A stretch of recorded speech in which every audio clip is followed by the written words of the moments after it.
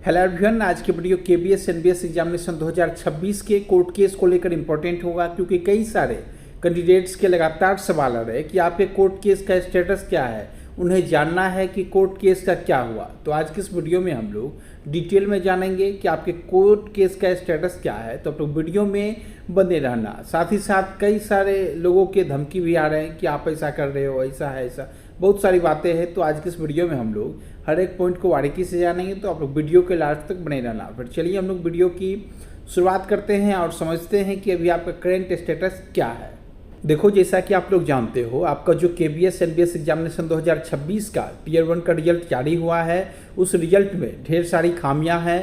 आपका teaching post हो या फिर नॉन टीचिंग पोस्ट हो, हर एक पोस्ट में यहाँ देखोगे कट ऑफ किसी भी पोस्ट का जारी नहीं हुआ है।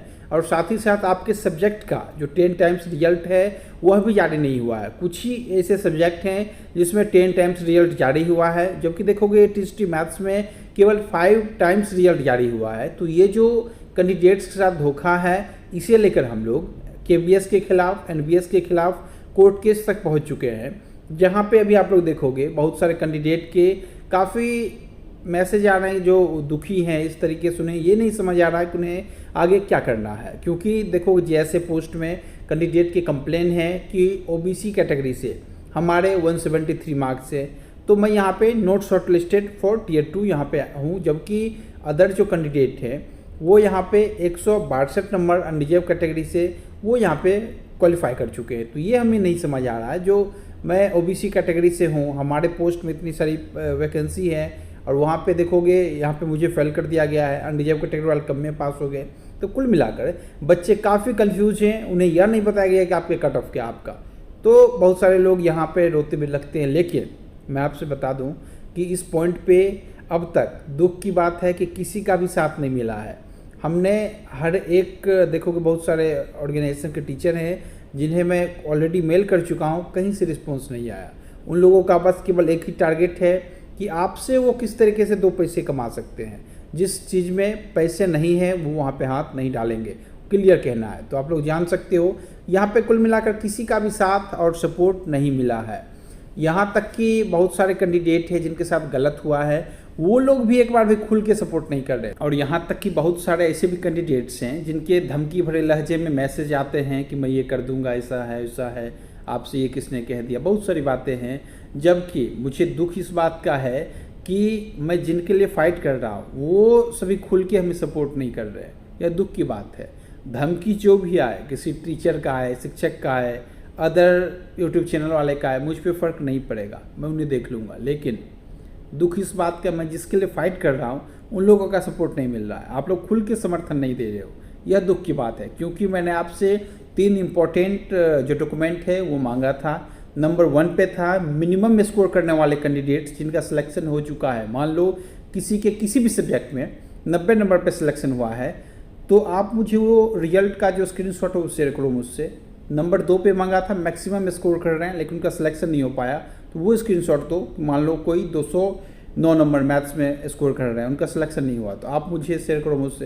लेकिन लोग नहीं चाहते ऐसा। लोग, बहुत सारे लोगों से मैं यहाँ पे रिक्वेस्ट किया हूँ, कोई भी अब तक शेयर नहीं किया। कुछ एक कैंडिडेट को छोड़ के मुश्किल से 4-5 कैंडिडेट्स ऐसे मिले हैं जो कि शेयर कर रहे हैं, लेकिन उतना स्ट्रॉन्ग हमारे पास वो प्रूफ नहीं है। मैं आपसे क्लियर कह दूँ, मैं आपसे जो भी कह रहा हूँ, मुझे वो डॉक्यूमेंट चाहिए।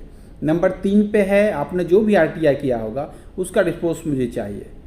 तो आपने अब तक कुछ भी शेयर नहीं किया, ना तो सपोर्ट कर रहे हो आप लोग। बहुत सारे शिक्षक हैं जो कि टीयर 2 के लिए ऐसा करो, ऐसा करो, बुक पढ़ लो, मेरा कोर्स ले लो, आप उनके पीछे दीवाने हो।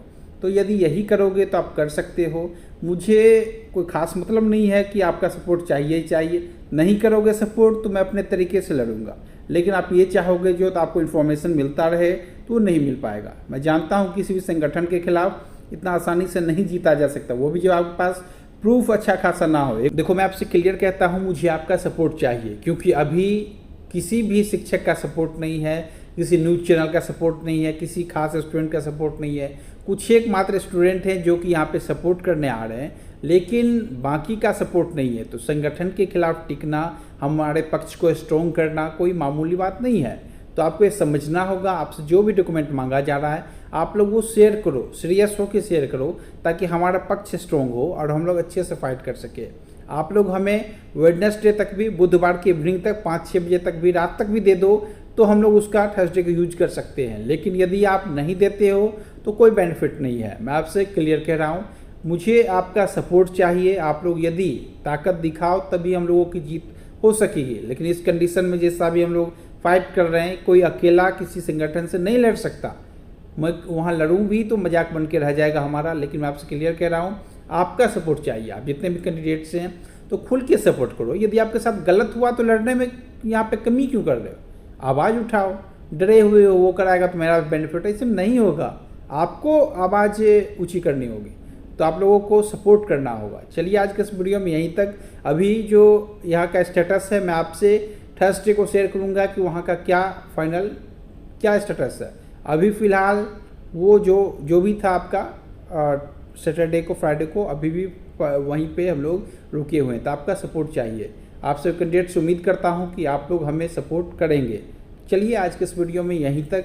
जैसे ही कोई भी न्यू अपडेट आए मैं आपसे शेयर करूँगा, तो चाहो तो मुझसे जुड़ सकते हो। चलिए आज के इस वीडियो में यहीं तक। Thank you so much everyone.